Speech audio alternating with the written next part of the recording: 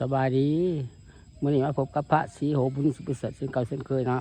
พระศรีโหสิปัมาดูมาทมส้มตามตรงไห้ตรงหน้าเนาะยามมื้อแดงตอนมุ่งปลายเนาะของวันพุธวันที่12เดือนที่8 2026ไล่เอาภาพบรรยากาศตามทงไห้ตรงหน้ามาให้ดูให้ชม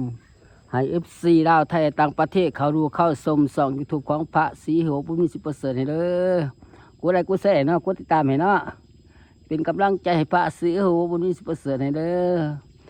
FC ลาวไทยต่างประเทศ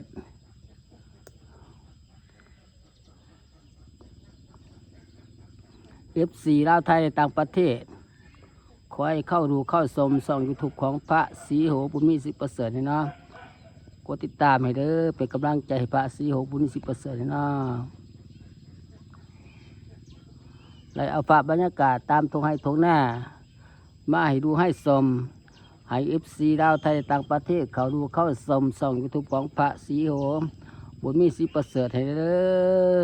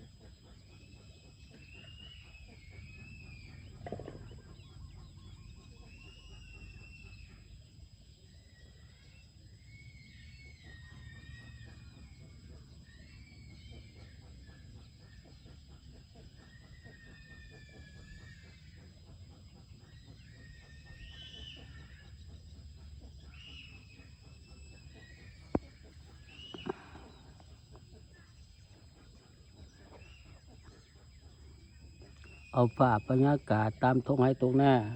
มาให้ดูให้ชมให้FCลาวไทยต่างประเทศเขาดูเข้าชมส่อง YouTube ของพระศรีโหบุญมีสิประเสริฐให้เด้อกดไลค์กดแชร์เนาะกดติดตามให้เด้อ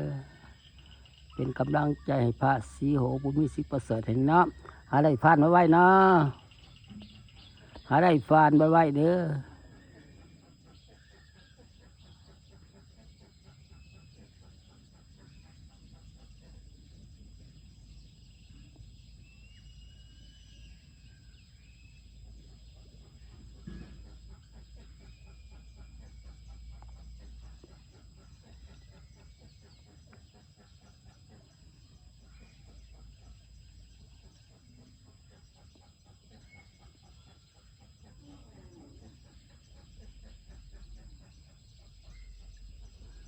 ภาพบรรยากาศตามทงไห้ทงหน้ามาให้ดูให้ชมให้FCลาวไทยต่างประเทศเขาดูเข้าชมส่อง YouTube ของพระศรีโหบุญมีสิประเสริฐให้เด้อกดไลค์กดแชร์เนาะกดติดตามให้เนาะเป็นกำลังใจให้พระศรีโหบุญมีสิประเสริฐให้เด้อ FC ลาวไทยต่างประเทศขอให้เขาดูเข้าชมส่อง YouTube ของพระศรีโหบุญมีสิประเสริฐให้เด้อ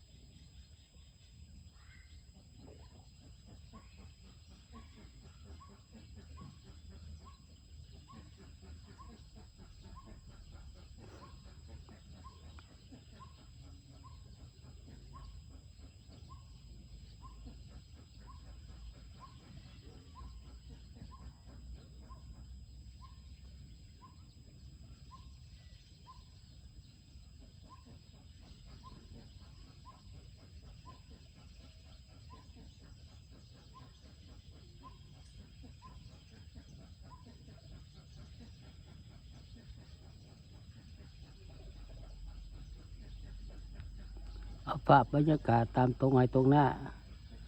มาให้ดูให้ส้มอยู่ที่บ้านห้างแห่งเมืองคงสลนแขงสารวัตรเด้อ FC ลาวไทยและต่างประเทศขอให้เขาดูเข้าชม ซ่องยูทูบของพระศรีโหปุมีสิประเสริฐเนาะ ฝากติดตามไปเด้อกดไลค์กดแชร์เนาะอะไรฝานมาไว้เด้ออะไรฝานมาไว้เนาะคลิปนี้กับพระสุกราไปก่อนบ๊ายบาย